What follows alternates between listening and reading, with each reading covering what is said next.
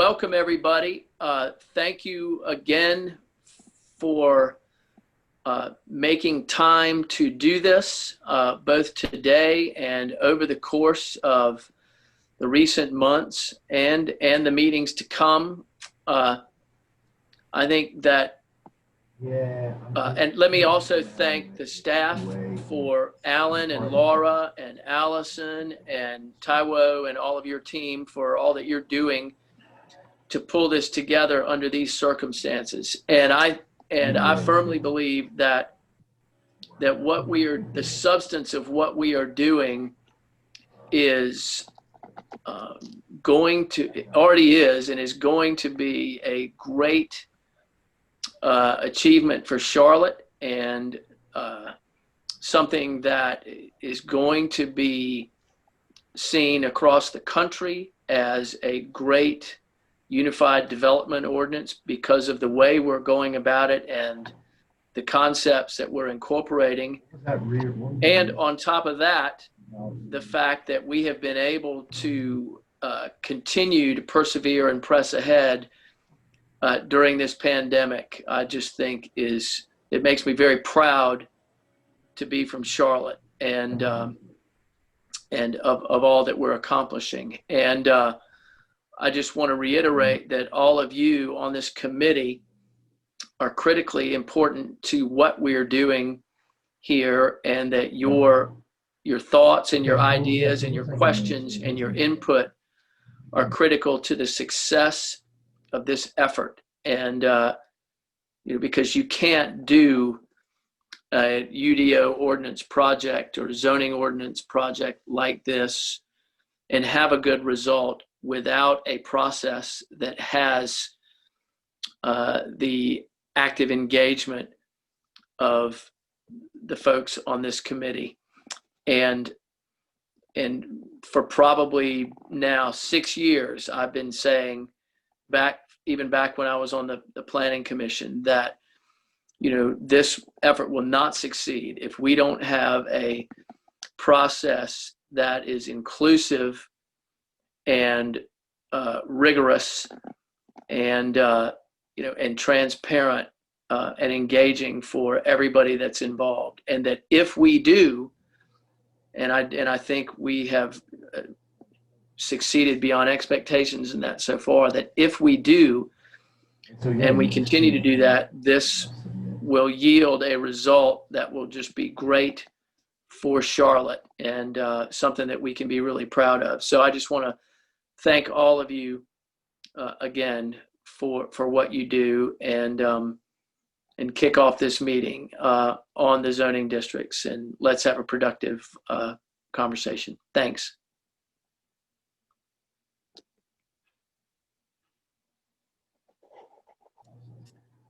Thank you, Tony. Let's see. We will, so today we are going to be talking about continue our discussion of the non-residential and mixed-use zoning districts. That's our primary topic for today. And as usual, we will be recording today's meeting, and we'll upload it onto the Charlotte UDO YouTube channel within the next 2 or 3 days. And once that's done, we'll send you a link to that recording, as well as we'll also be sending you some follow-up materials that we'll talk about a little bit later. So today's meeting will follow the usual procedure in that both the UDO team and our consultants, Camiros and Arista, primarily from Camiros today, will be narrating the presentation. Any comments or questions you have along the way, please use the chat feature of Zoom, and we will be trying to answer those in real time as we see them. Either staff or Camiros will try to jump in and respond to your comments and questions in chat, but if we don't have a chance to get to all of them in real time, at the end of the presentation, we will stop and spend some additional time catching up and addressing comments and questions. So just to review a little bit, as you know, we've got 18 non-residential and mixed-use zoning districts proposed as of now, and they correspond to the 7 place types from the comp plan that you see above. We've covered some of these previously in our prior 3 or 4 meetings. So we're going to just quickly review some of those, and we've gotten a lot of your comments already on some of the districts that we've covered, and then we'll be heading into some new districts that we have not yet covered. So I think at this point, I'm going to turn this over to Arista and Laura. Thanks, Alan, and welcome back, everyone.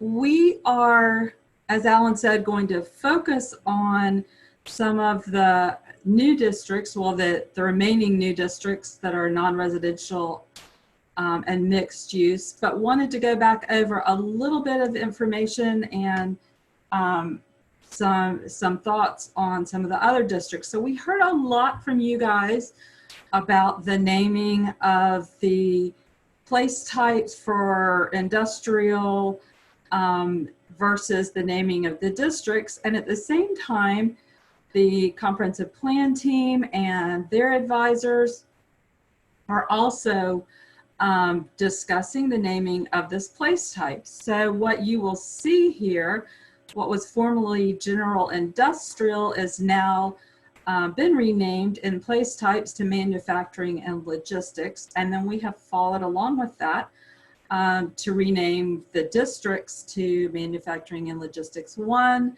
which is the less intense district, more distribution, light manufacturing, and then manufacturing and logistics 2, the more intense district that it would have your heavier uses. So when you guys see the materials we're going to send you as follow-up, wanted you to know that that change had been made throughout here. Similarly, the comprehensive plan team decided to change the name of light industrial mixed use to innovation mixed use. Still the same concept. Different name. Letters didn't change. It's still IMU, but now standing for innovation mixed use.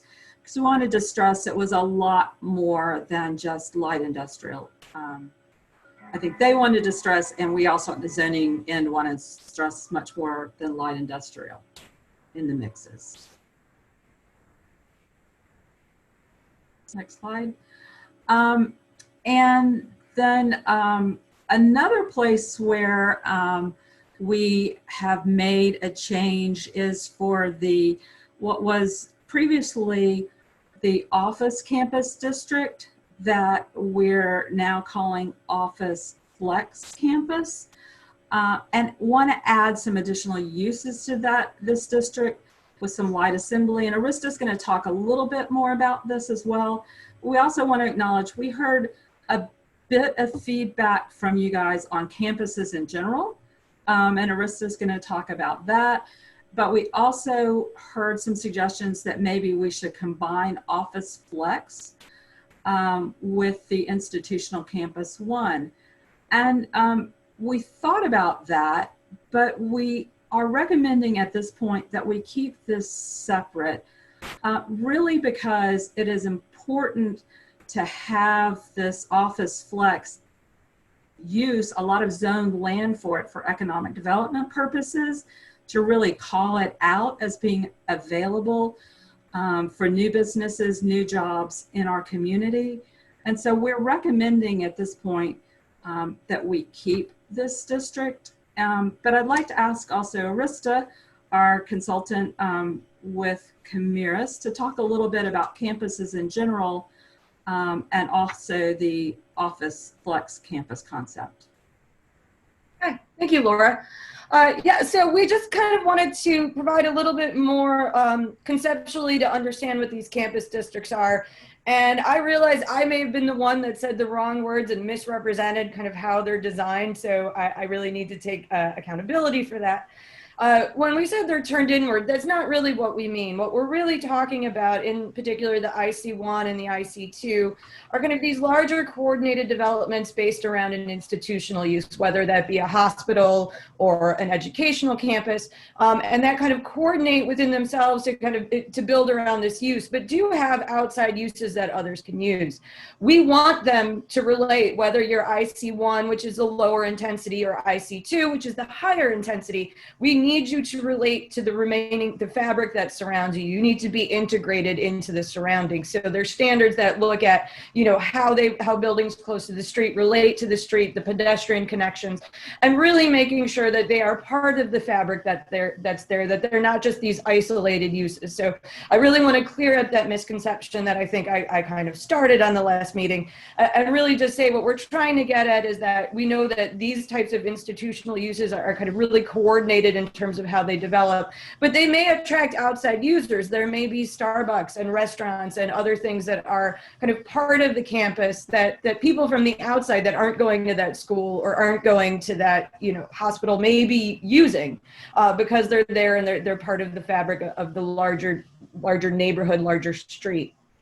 In terms of the Office Flex Campus District, I think what we saw there is really, as Laura said, its importance as an employment center, and it's a little bit different from an institutional campus. It's really not an institution. These are looking at things that are kind of maybe corporate headquarters, or may have light assembly uses, not necessarily manufacturing, just assembly uses integrated into them because of the nature of what they are. Again, want them to relate to the larger surrounding fabric, but we feel that they're kind of a different beast than the institutional campuses, and kind of need their own district and really to regulate kind of what they are. I think what's important is, it's kind of the step before light industrial. So it's really kind of covering that gap that exists between the commercial districts and then jumping into what used to be industrial manufacturing and logistics. It covers that step that's in between there. So, just again, we really thought the Office Flex Campus District served an important aspect of economic development in the city, and it was a little different from institutional campus.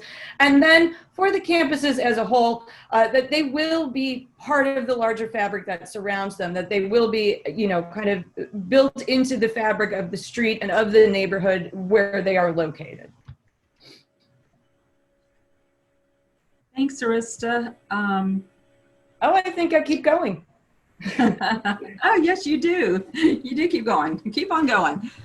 Okay, so one of the things we wanted to introduce again, and we'll provide, Alan and Laura will provide some more detail, are the centers districts. And just kind of to refresh what these are, I know that you've seen some of this before as well. So we're looking at the centers. These are kind of these mixed use places within the city of Charlotte. And the first, kind of the lowest scale, is the neighborhood center. And these are really kind of lower intensity areas where you've got, they connect within the neighborhood. It's usually a 5 to 10 minute walk. People who live near them walk there to, to go to a restaurant or to get their hair done or to pick up some small retail things. So it's really meant to kind of integrate within the neighborhoods that they're near. And as you can see with the uses, it's stuff that you would expect. Typical uses: retail, restaurant, personal service, some residential mixed in there. So it's really kind of the lowest scale of the centers. The next is the Community Activity Center, which is the place type. And for zoning purposes, as we looked at these, we really looked at the CAC. We created the CAC1 and the CAC2. And as you see on the next slide, the reason is that what we're looking at are areas that maybe kind of, you think of them now as shopping centers that will be transitioning into these mixed use districts. They're really looking to become something that's not just this single purpose place, but is a mixed use development. Again, they're kind of a step up from the neighborhood centers. So these are areas where it may be a 10 to 15 minute drive or bike ride from where you live rather than the 5 minute walk from your home. And the reason that we have two of these is really because we see some areas of this that are kind of really ready to transition into a more vibrant mixed use environment, and that's your CAC2 CAC2. But some of your other areas where we're planning for this may not have that impetus to go right into the moderate intensity of CAC2. And the CAC1 provides us that ability to transition, to go to a more moderate mix of retail, restaurants, personal service, and multifamily, kind of really making that. So we want to provide that gradation there, not thrust all these different areas into kind of the most intense CAC, but provide a way to get them to where they want to be. So if you can think about it, CAC is your road to CAC2. And the uses, as you can see, again, in centers, you'll see this over and over again. There's really this mix of commercial uses. It's the stuff that you want to be around, where you want to eat, where you want to, services get done, where retail happens. That's really where those are. And you can see that here, kind of, it's retail, entertainment, restaurant, personal services. So then kind of your next up is your most intense areas, your regional activity centers. And this is really looking at something that's got it's a larger scale type development. And the first is the RAC, and you can kind of think of areas like South Park that are covered by the RAC zoning district. And then Uptown Edge, Uptown Core, obviously covered your Uptown area. And as you can see, what we're really looking at these are major employment locations, major cultural destinations, really places that, that are very, very vibrant, have a lot of uses. They may be vertically mixed use predominantly. So you've got people living there, you've got, a lot of services available, a lot of retail, restaurants, cultural facilities. And so the RAC kind of covers those that aren't located within Uptown, because as a large city, it's not just your downtown that's going to have these most intense areas of mixed use development. When we're looking at the Uptown Edge and the Uptown Core, I think these may be the most kind of intuitive to most people. We're talking about Uptown. And so as we're looking at the Uptown Core, you're really looking what's inside the loop, inside 277. That is the core of Uptown. That's the most intense development within the city. And then we want to look at how that gradation can happen to the surrounding areas. So the Uptown Edge, while still quite intense, provides that transition to the areas outside of it, and could be potentially applied to areas of Uptown that go kind of outside of the loop, potentially. And so the idea here is really just, and as is typical in most, when you're looking at a high intensity downtown or uptown development, most big cities do use a transition district. So it's the best practice to allow that to kind of feather out as you leave the most intense part of the core. And the uses, as you can see, frequently, as I said, vertically mixed use, a lot of things in the same building. You've got multifamily going on there. You've got retail, restaurants. It's really very vital and very active areas of the city. Thanks, Arista. I'm going to take you through some of the development and design standards for these centers zoning districts. And there are 6 of them. And we're going to try to cover them all together because they do have a lot of very similar standards between the 6, because they are all centers districts and they are all generally very pedestrian oriented places with a high level of design expectation. So some of our development and design standards will be common to all of these districts, and others will have some slight variations in them. So we'll start with our lot standards, and on the left-hand side of the screen, you can see what the place type sheets have to say about the character of these areas. But the point here is that these are all fairly dense urban areas. We don't have a minimum lot area or lot width. We don't have any density standards or building coverage standards.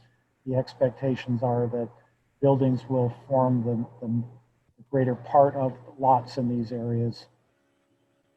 Our setbacks are urban-like setbacks. They are typically anywhere from 16 to 30 feet from the back of the curb, depending on the frontage type. All of these districts will have some build-to zone, which is designed, as we know, to bring the building up close to the street. This is particularly important on main streets, but also on other frontage types. And again, a minimum build-to percentage, meaning that a certain percentage of your building face has got to be within that build-to zone.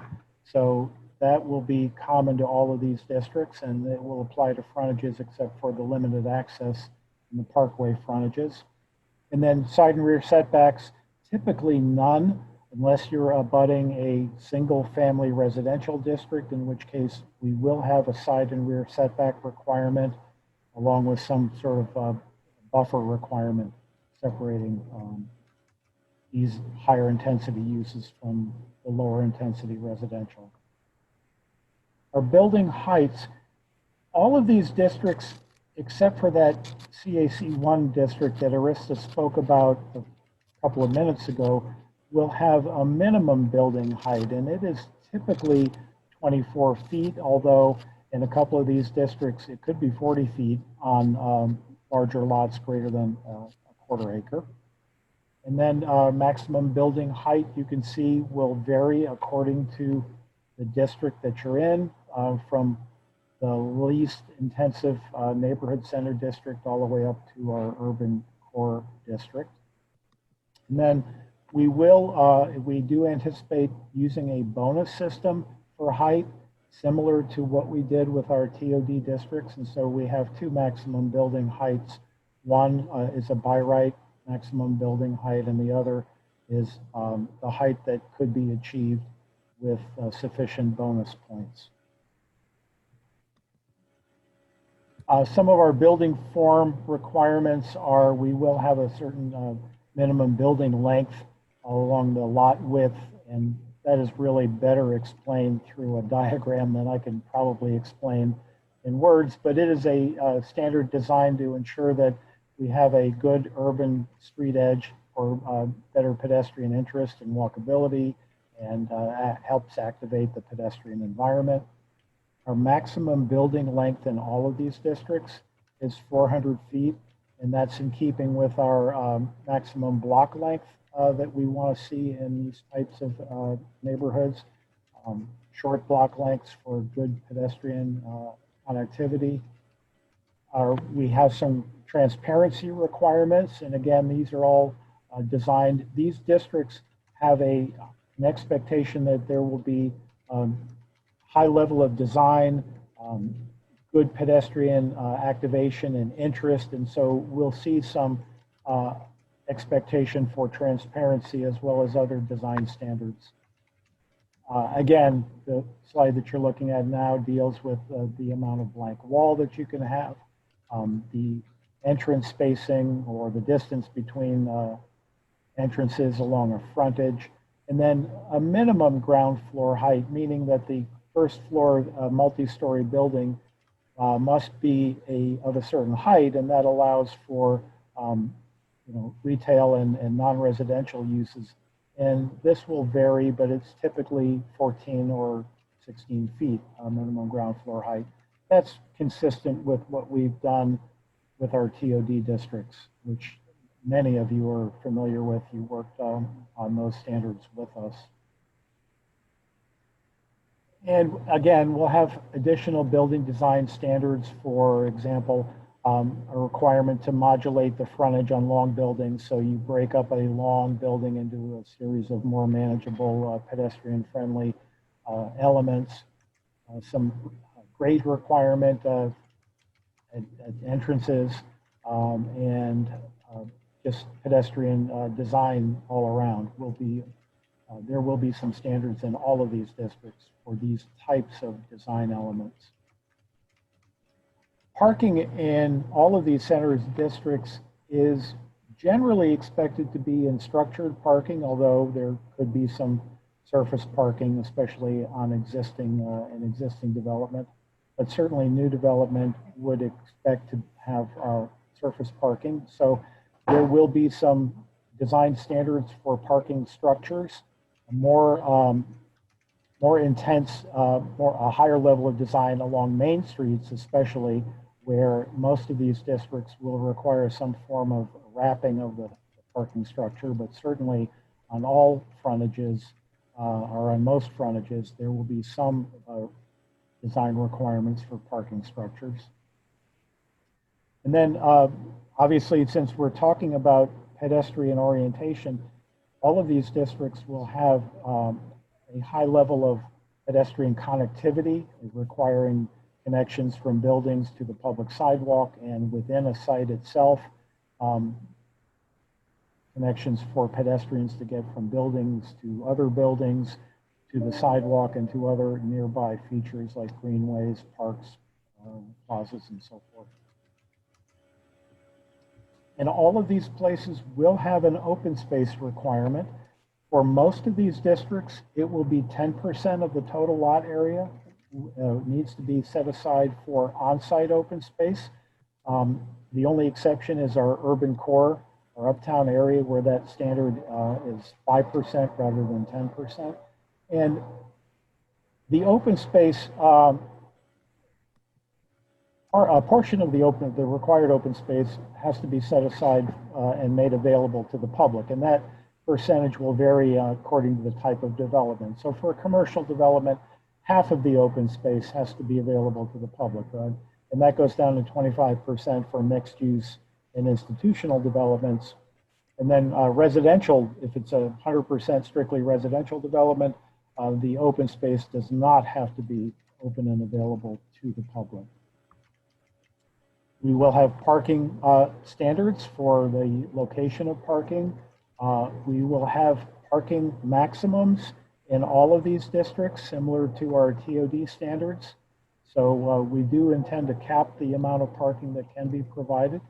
We'll obviously have standards for bicycle parking and loading and valet as well. And some of our landscaping and screening areas, obviously, we are going to want some of those on-site features like dumpsters and mechanical equipment to be screened from view, as well as loading areas, parking areas, and so forth. So that covers the development and design standards that we wanted to review with you for our centers districts. There was a lot of information on those slides.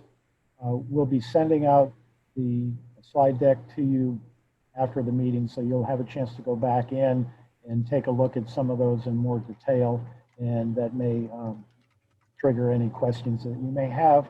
Although, as I'm reading the slides and looking at my screen, I'm seeing a lot of activity in the chat section. So thank you to Laura and Arista and Chris for answering those questions. But now I'm going to take Laura away from you on the chat. Oh, me. Oh, I'm sorry. Yeah. That's right. I'm first going to take Arista away from the chat, and then Laura. So Arista, if you want to talk about our commercial districts. Okay, great. Yeah, so the commercial districts. I think what's kind of really important to talk about in these commercial districts, maybe some kind of misconceptions about them. And I think many of the areas that you may be thinking of now as could potentially be these general commercial or regional commercial areas really won't necessarily be going to those districts. They're really, that's kind of, as I talked about, the CAC 1 to the CAC 2, a lot of kind of maybe shopping areas or shopping centers may be going to the CAC districts rather than general commercial. General commercial and regional commercial are really acknowledging some things that are really just kind of part of any large city's fabric. And you have them now. These are these auto-oriented places. As you can see for general commercial, it's really those areas like where you have all those drive-through restaurants that are located there on these bigger roads. The regional commercial district, those are kind of the big things on big roads. So your IKEAs and your large Home Depot centers, not the urban form, but the Home Depot center where you can rent equipment, and a large outdoor garden center. And so we are acknowledging that these are present within the city, but the intent is really not to start broadly applying the CG and the CR districts across the city. Really, most things, what we're focusing on are those looking at where we can create and identify centers and create that mixed-use walkable environment. These are just acknowledging those areas that kind of exist now and will kind of exist into the future, and that are just a necessity. If you're going to IKEA, you know, your Hemnes and your Kallax bookcases, you're going to be driving there. You're going to need all that space to get that stuff into your car and get it home. So the idea here is the CG is really just those kind of nodes and corridors where you have things like your drive-through and the CR, the kind of the bigger things, the IKEAs, the Home Depots, and acknowledging that they're part of the city and they're a necessary service, and really building in standards that connect them better to the fabric that surrounds them. We're not ignoring a pedestrian connection. We're not ignoring a bicycle connection. We're working to build those into those areas, but just acknowledging they may need a little bit more flexibility in how the site develops, just based on the fact that more people may be arriving there by car. But we're not going to kind of leave them to do what they want. There really are standards that are going to build them into the overall fabric and the kind of the goals of the city as a whole.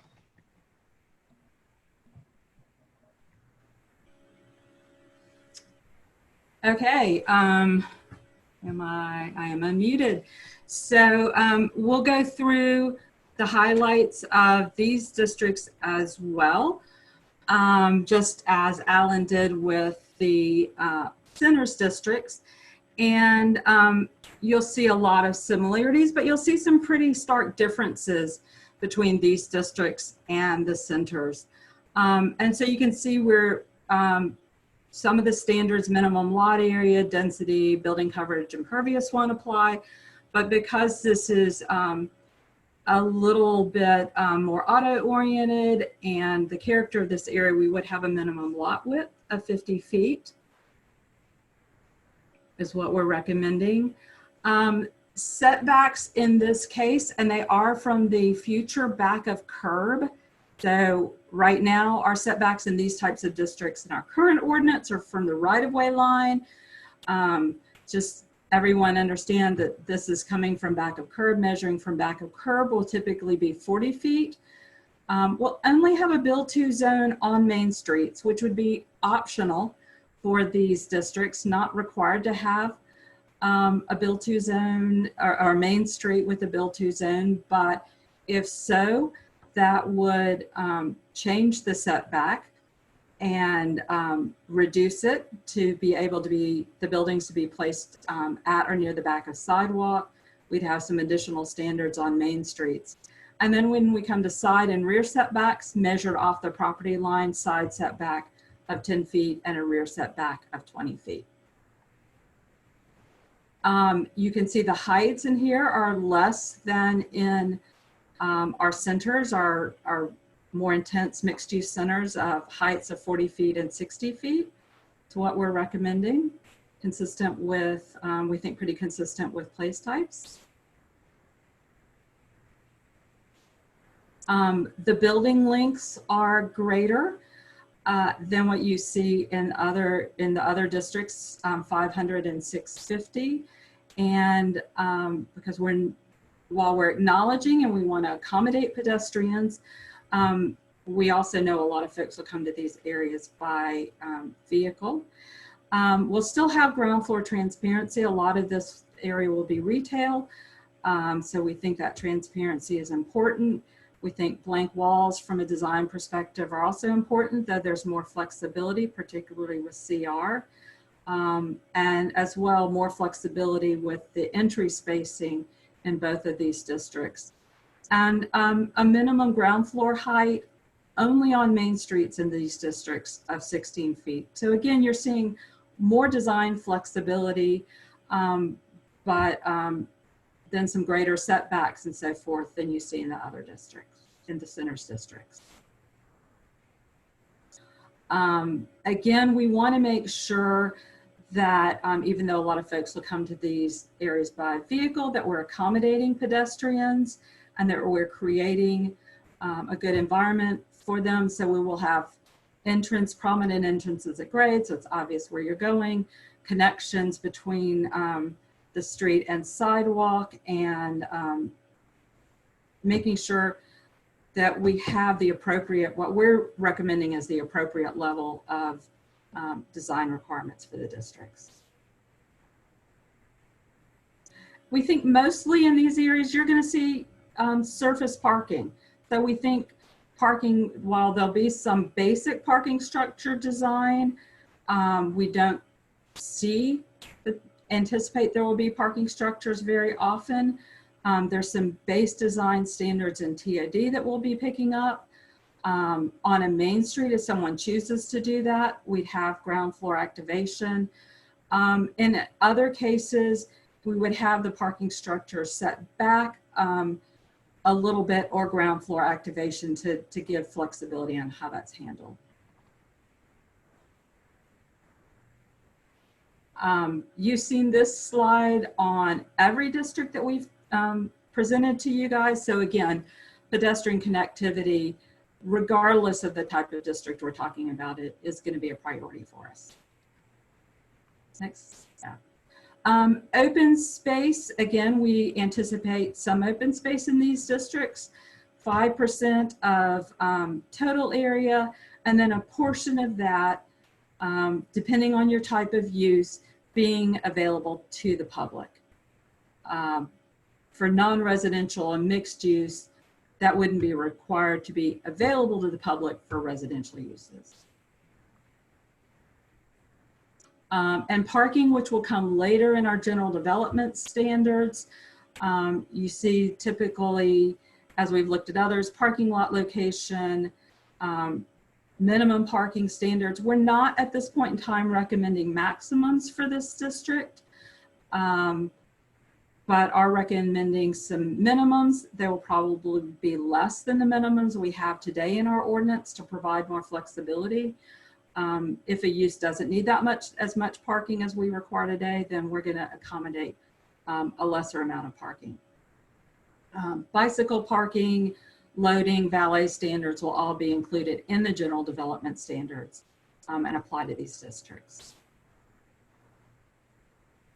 Again, transitions, and that's where we're moving from one type of use to a very different type of use will be covered. Typically through landscape buffers. That's going to be particularly important when you're abutting lower intensity residential, but we'll also have parking lot screening. If a parking structure happens to be in this district and there's not activation, there's an option for landscaping. Loading would be screened. Refuse containers screen, mechanical equipment, and so forth.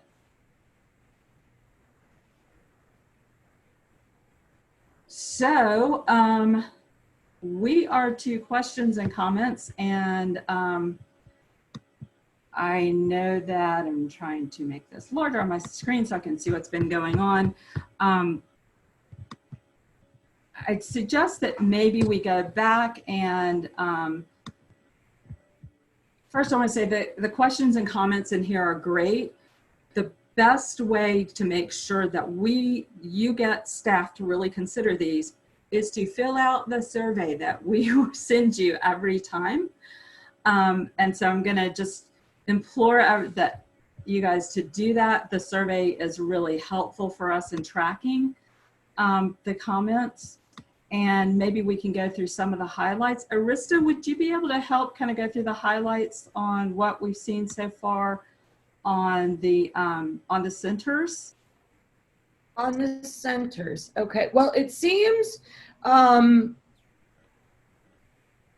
of the comments that keeps coming up, and Laura, I'm going to look to you to help me. So, sure, seems to be the building length restrictions, and there seems to be a lot of feedback on those as I've been looking through the chat, and things for modulations of buildings if you've got 400-foot lengths. So I think that's something that we're still looking at and discussing, if that's fair to say, and looking for feedback on in terms of that. I think the other one was the one thing, just to clarify, this comment came up in chat, and I think Laura or Alan clarified it. The 50% open space in commercial, what that means, what we're saying really is only in commercial, you would have 10% open space. Of that 10% area, 50% of that would be public. So the first bullet point showed you how much open space is required, and then for certain types of uses of that area. So if I'm required, just for simplicity's sake, to have 100 square feet of open space, the next bullet point says 50 square feet of that needs to be public open space. So I just wanted to make sure that was clear to everybody, that issue's there. And I'm kind of doing the same thing. I'm just kind of going through the chat questions. as we see them. Is it okay if I skip over to the commercial districts? Absolutely. Okay, so there is the issue, and I know everybody has some concerns about, you know, getting more general commercial or regional commercial on the ground, and issues of how do we discourage getting more of that. I think a lot of that goes to kind of how the comprehensive plan in the future land use map, as well as the policies, both for the place types and the general future land use policies really should work to discourage creating new CG, creating new CR. The plan's policies and the plan's land use aspects are really looking at creating a more vibrant mixed use environment throughout the city. So really looking at that as your foundation for making rezoning decisions. And I think that's really where that kind of buffer against excessive amounts of these districts will come in. And I noticed someone had the question about how would you, so if we did have a new development, and we may not have new locations for these may happen where these types of developments already exist, but a development that would handle highway and big boxes with a walkable section, that is really the walkable section would be the Main Street component with the different standards that would be part of that development. So we've tried to accommodate that that way. But again, you guys are going to look at this and have different ideas for us, we hope. And just a comment here about discouraging general and or regional development. What we're speaking about there specifically is just the general commercial and regional commercial. Things like your community activity centers and your regional activity centers are both kind of general and regional development, and that's the type of new development that we want to encourage. So just to say specifically, when I said things that would discourage new CG and CR, is speaking only specifically to those very auto-oriented commercial districts.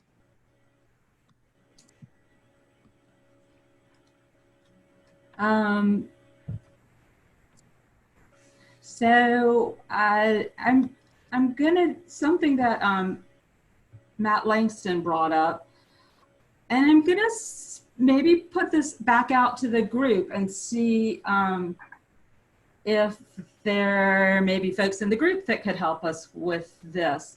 Matt said it'd be super helpful. What would be super helpful is if we could take an area like say the General Park Road Shopping Center area and reimagine it under the new zone, so we could envision how the eventual realignment zones would look. And thinking more in particular, the transition from a highly active commercial node to single family detached. I think we could work on that.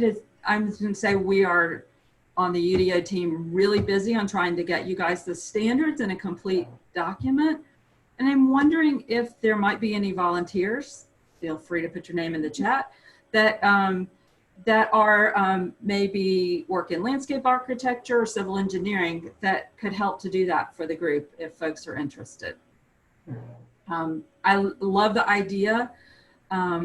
Just we're stretched and we want to get you guys as much information as soon as we can, and we could use some help on that. And I know that I can see Arissa also reading the additional comments.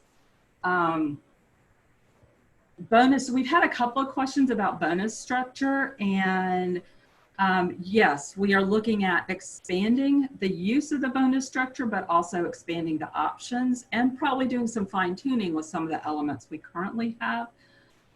So the question of, I think Gerard had asked, could you get additional height in mixed use developments with affordable housing? And that, yes, we would be looking at increased building length like we have in TOD, again,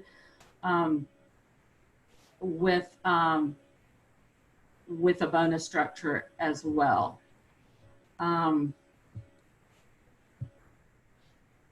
So we had a question about side yards, and I think, Arissa, I don't know if you want to talk about, we've got the 10-foot side yards. So we've really, as you look at these districts, we are encouraging we really have kind of a continuum of districts. Some of them, and I'm probably not going to explain this very well, but some of them are really urban, pedestrian oriented. There's and more intense, and some of them have, and they have lesser yards and so forth. There are others that are, I don't want to say suburban in nature, but more spread out and more auto oriented. And they do come with, our recommendation is some, because of the character of those larger yards. Arissa, can you handle chat for a minute as I ask them to quit vacuuming outside my door? Oh, okay. I had a quick question because I'm tired of typing. This is Nate with Land Design. It sounds like you all are using the TOD design requirement structure for a lot of the new districts, whether it be building frontage requirements, building lengths, open space.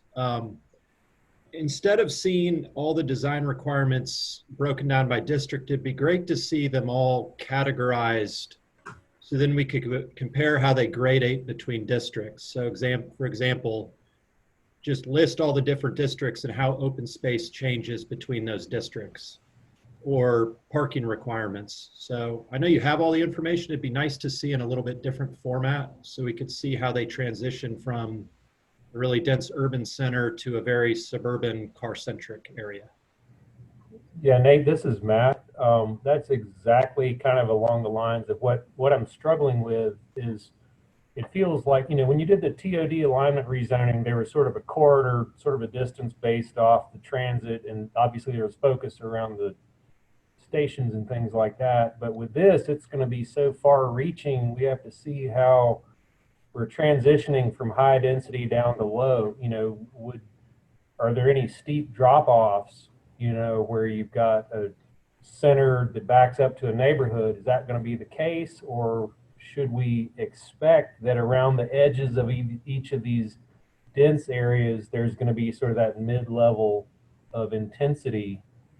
You know, because once the alignment rezoning is done, then somebody's going to ultimately apply for a new rezoning, and what can they submit for? You know, would it be an expansion of the center that they're adjacent to, or, you know, it's kind of hard for me to visualize how these pieces hook together. So I think one thing to consider is a lot of that will be determined initially, or at least conceptually, through the place type mapping, through the comprehensive plan. So you can start to see how that transition occurs. And I don't know if Alicia and or Kathy are still on and could talk to that or not. And then following up on that would be the zoning, which would be more fine-grained, because obviously we have, for most of the place types, we have multiple zoning districts that could be used. But that's kind of the approach, is to really follow the vision and plan for the community in the application of zoning.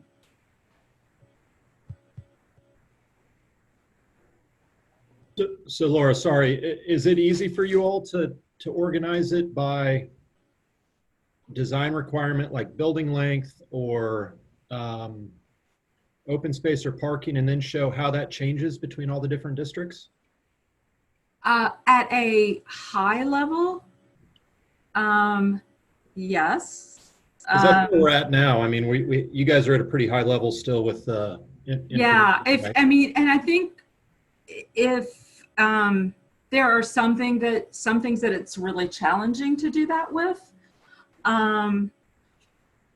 where there's a lot of variation.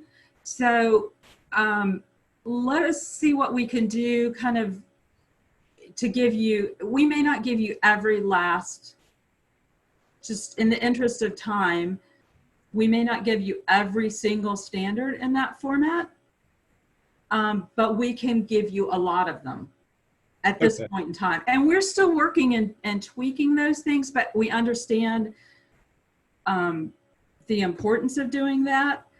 I would also say, and we'll say this, maybe not say it again, maybe I'll say it now. While foundationally we need your comments now, we are also going to provide you guys the zoning component of this probably near the end of the year, all as one piece. Now that doesn't help the comparison because you would have to then compare between districts, but we also know that we're not giving you every single little nuance in what we're doing now. We're really trying to get the concepts in order. Yeah, and that, if that's the best path, we're just waiting for the full draft. I'm okay with that. I just didn't want you all to get too far down the road and then we get the level of detail we need to provide feedback. So, well, hopefully we can. So let us give you what we can in that kind of format, that the comparison format, as well as in this format, so that however it works best for people to review it. And I can tell you that Alan has done a tremendous amount of work to get components of this into that format. So we're on our way. And we would like to know kind of gut reaction, order of magnitude where we are now, where the issues are, so that we don't then go to a level deeper on this and have people go, but I didn't agree to what you were talking about 3 months ago. If that makes any sense.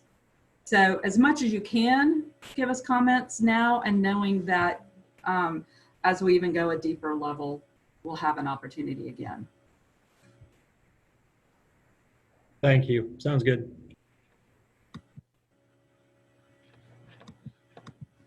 So then there's a question here to me. Does obviously the chicken, we need to confirm the zones are right without seeing how they interface. Does Camaros have examples from other municipalities? I mean, it's really going to what, you know, when you actually start to see the very specific standards that apply, the tables that get laid out in terms of, and they usually come in the big groups, like the big group of centers, the big group, or not big group, the group of 2 for commercial.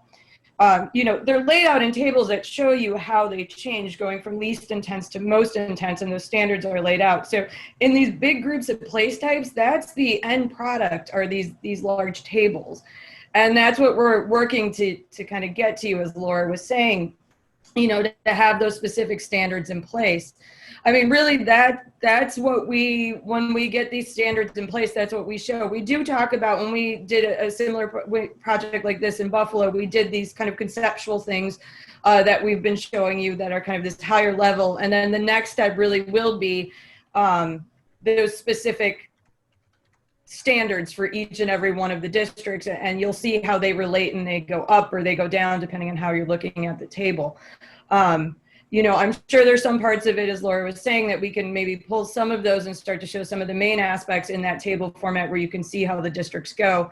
But really, it's working to get to that place where we have, you know, the district standards for centers all shown as one big thing. The district standards for commercial is one big thing. The district standards for industrial shown as that.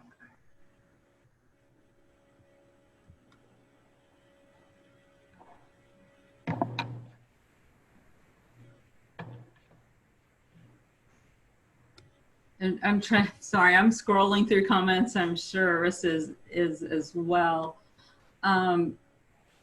So we had a lot of back and forth between some design firms on who might be willing to to help us with some of the graphics. So we'll reach out to you guys afterwards. A comment about yeah, wanting to hear from some of the folks who are designing in the private sector about the guidelines. And so I think that that is something that hopefully as we get feedback, we will let you guys know where we're hearing the greatest amount of angst from people on some of these components. Trying to scroll down.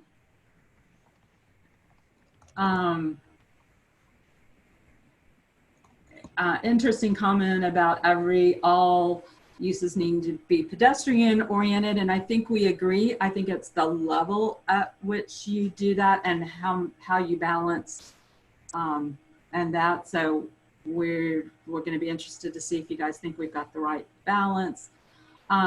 We have, yes, we feel comfortable legally with the bonus structure. We've used it in TOD. So I think we don't have any concerns there because it's an incentive. It's not a requirement. Other comments, Arista, that you're seeing that we need to touch with?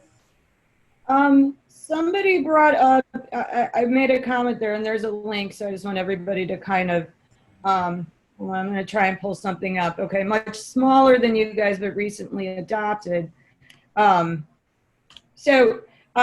I think, Matt, you pulled up the Buffalo UDO. I don't want to confuse everybody when you look at the final Buffalo Unified Development Ordinance. That was a very specific approach that they took, really based on kind of some of the form-based concepts, like a more strict form-based concept. So I don't know that it gets to exactly what I was talking about. I pulled up something we recently did that was completed for Knoxville. Ignore the form-based code districts in there. But if you looked at something like Article 5 in there, it's a different looking ordinance, but you can see, you know, we have a CN, a C, well, you'll see the different districts and you can see how things like height and such kind of move forward through these tables. It's just an example. I don't want anybody to think that what we did in Knoxville is what you're getting in Charlotte. Please be very clear on that. Not that there's anything wrong with what we did in Knoxville. It's working well for them, but it'll at least show you somehow you can look at these tables and see these comparisons of how the districts kind of increase in intensity and they're laid out within tables and, you know, design standards and the like. Just to throw up another example. Yeah, but Buffalo will confuse you because it's a very different approach. Yeah, I'm not trying to blow things up. This is helpful because, you know, people are asking the practitioners to look at it and see how it works, and it's kind of hard to do that. But, you know, with an example like Knoxville or something like that, then you could look at the zoning maps that correspond to the zoning ordinance and see how these pieces hook together and better understand the land use relationships.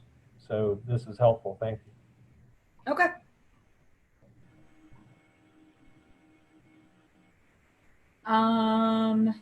If anyone has a burning question that we missed from the chat and you want to throw it in now, kind of last call, we've tried to either through chat or verbally try to capture the comments and wait and see if anything comes up. And if not, we'll, okay, let's see. Oh, great question from Nate. Where are we going with incorporating the other ordinances in these districts? Trees, stormwater subdivision, etc. So those are being worked on in those other districts in a parallel path. Some of those are those other ordinances, I'm sorry, not the other districts. Some of those you may be familiar with, have components that point to either transit station areas or centers, quarters, and wedges and so forth. A lot of urban zone, suburban zone. Yeah.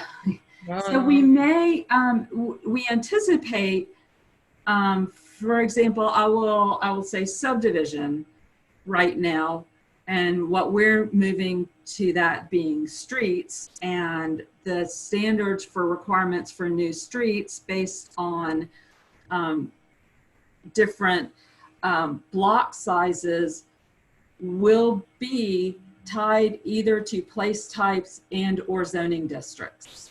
So they will build off of these components. We could, and at some level expect that some of the requirements for the tree ordinance may do the same thing. Similarly for stormwater, so that you're really aligning, and that's part of our goal in the UDO, is aligning those the ordinances so that they do work together. I know that Eric said some, so that's kind of a preview, and I know that as we're still, we like to laugh that we're building the airplane and trying to fly it at the same time, because you've got a lot of great questions that we're working through, and you will see it all together at some point. It will make a lot more sense. Yeah, so I know that Eric brings up the regulating plan. Can you talk about that a little bit, Eric? What you're thinking of is, I know what I think of as a regulating plan, but right. Sure It was just from Arista brought up the Knoxville, and I know that's a completely different, but I think it might be helpful that folks, kind of seeing how, and what I mentioned really earlier on about how things transition, like one district, and you'd see it on paper, but on a map, and seeing how that kind of works, or how it flows in. So you got your, your level 1, whether it's ML1 or ML2, but just seeing how things can grow and progress and how it all fits together. That's all that I was mentioning about a regulating plan of how all that gets mapped. But I know that's in a more traditional form-based code approach, but maybe just since this is a hybrid, coming up with something that, whether it's that what Nate was talking about, to see how things all compare, which is kind of like a transect, how it moves from suburban to the urban core, and underneath showing like matrix of, okay, this is what your open space goes from, 50% down to 5%, and just kind of moves through those transects, which are the districts. And it might be helpful, like combining both of those things. I don't know if that can be done or not, but that might be a nice visual way and very helpful, especially for communities to be able to see how all of this will flow together when it all ends up on a map some way, and you see all of these different types of districts bumping up against each other. That chart will be very helpful. And it's, I think just to add one thing on the example you're looking at Knoxville, again, just for lack of, not to get anybody who's looking at it, not necessarily, I'm not pointing at you, Eric, but just kind of avoid the form-based section of it, because it's a little bit different, and those are significantly older, and they weren't changed from when they were first done for political reasons. But the Recode Knoxville site, if you just go to kind of the main part of the site, has a very good mapping component that's associated with it. They have a really intense GIS team that's very great. And you can see, as you say, go look at the commercial districts and then hop on over to the map page. You can see how the different commercial districts end up getting mapped out. So you'll look at some and you'll see that they're mainly along corridors and near neighborhoods, where the more intense ones can be kind of out there. It may be helpful for somebody to kind of understand, how these things translate onto the map. So I would encourage you to kind of explore that site and take a look at it. Yeah, this is Matt. I found that map. They've got a side-by-side page. I just put a link in the chat thing where you can see what they have now versus what they've adopted. You can sort of pan around the city and see how they make changes to the new categories. That's a really neat tool to help people understand what changes. And I have to say, that was all, we did not do that. We helped them with the mapping, but that is all their really fantastic GIS and tech department that they've got in the city. I'd like to take credit, but. I think it is, from our perspective, really helpful to get the feedback from you guys on how we can present this information, because we're right now trying to work through the standards, and we're in it every day, and so to us it's making sense, but we know that it is a tremendous amount to absorb, and the more different ways you can give us of ideas of how to present it, both to you guys and to the community, is very much appreciated. And we will do everything that we reasonably can in light of our time frame to make this as digestible as possible. I noticed also just one comment about the standards for streets and subdivision. That component is one of the components for the UDO, and will be coming to you guys. So I think Thomas asked about that you all are the committee for looking at that. I think that by and large, the street network standards we have, I think is the approach that we'll be bringing you all as far as block links. There may be some exceptions and some tweaking to do. So stay tuned for that. We also questioned, when does the tree ordinance come up? And that will be after the first of the year. Will be part of, more than likely, our natural resources section, or whatever that ends up being called, and stormwater will also be in there. We've got teams working on all of it at the same time and just trying to get the information together, and we're getting a lot of good information back from Arista and Chris with Camiris, just trying to pull it all together and have it so that you guys can see it all in one piece. And one more, we're into the weeds, but some things that I know that folks feel really strongly about. The new guidelines from Charlotte Water. We are referencing Charlotte Water guidelines. We're not incorporating them into the UDO. And that is the way our current regs go. So as they adjust their guidelines over time, and because they are guidelines and not regulations, then the UDO will reference their approach, but will not incorporate them directly. Laura, to that real quick, are you at least talking back to Charlotte Water to make sure that the guidelines that they're writing have some reaction to these ordinances?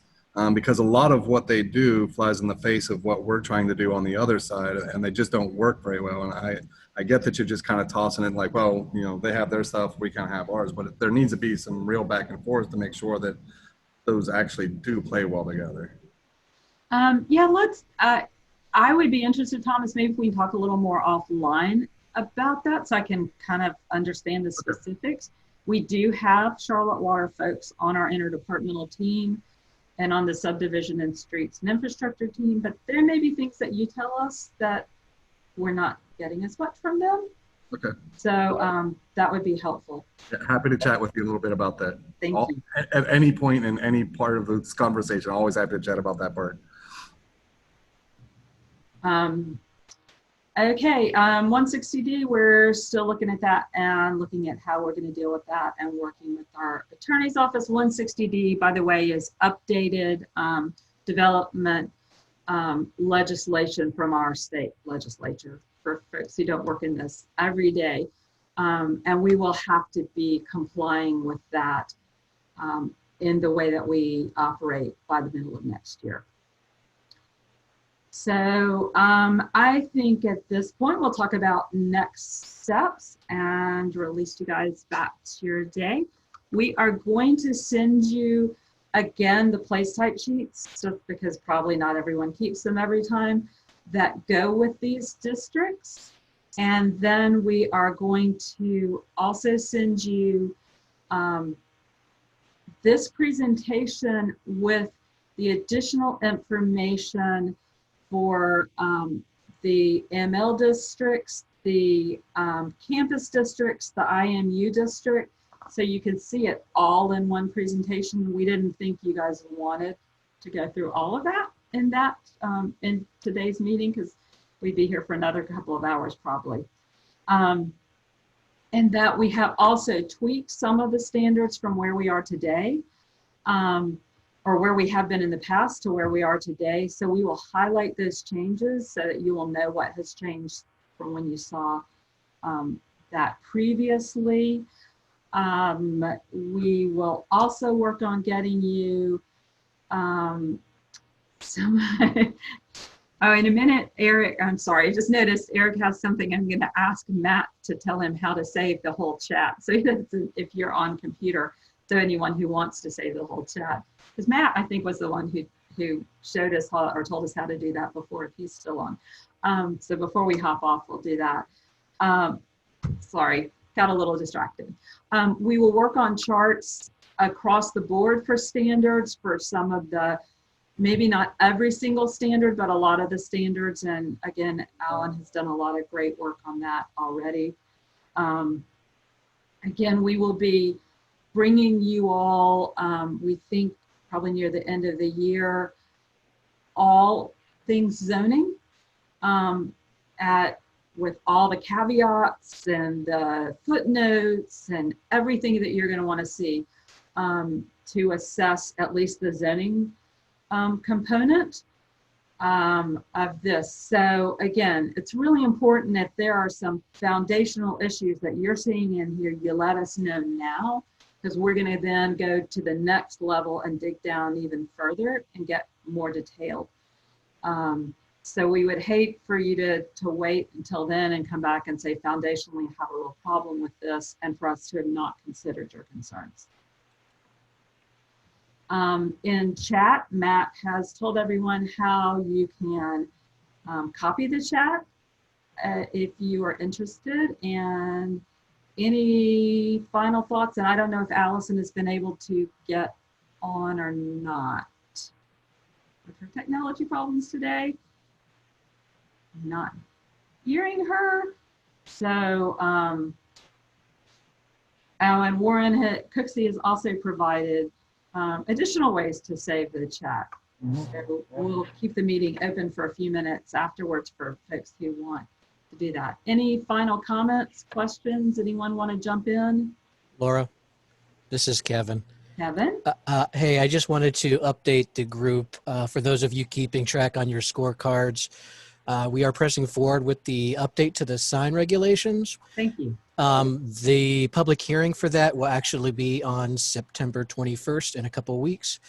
And again, we remain on track with, after that public hearing, taking it to zoning committee early next month, and hopefully with a decision from council really about the third week of next month. So hopefully here soon we'll be able to update you all on recently approved and adopted sign regulations as well. That's all I had. Thank you, Kevin. And again, we want to acknowledge that for the folks who have provided us feedback in this survey, we will, and if you haven't heard back from us yet, we will be back with you to kind of give you a little bit of additional idea of how we're dealing with some things. So with that, unless anyone has anything else, I think we're done for the day, and we really appreciate your time. We will be back again. Oh, sorry, I should have told you this.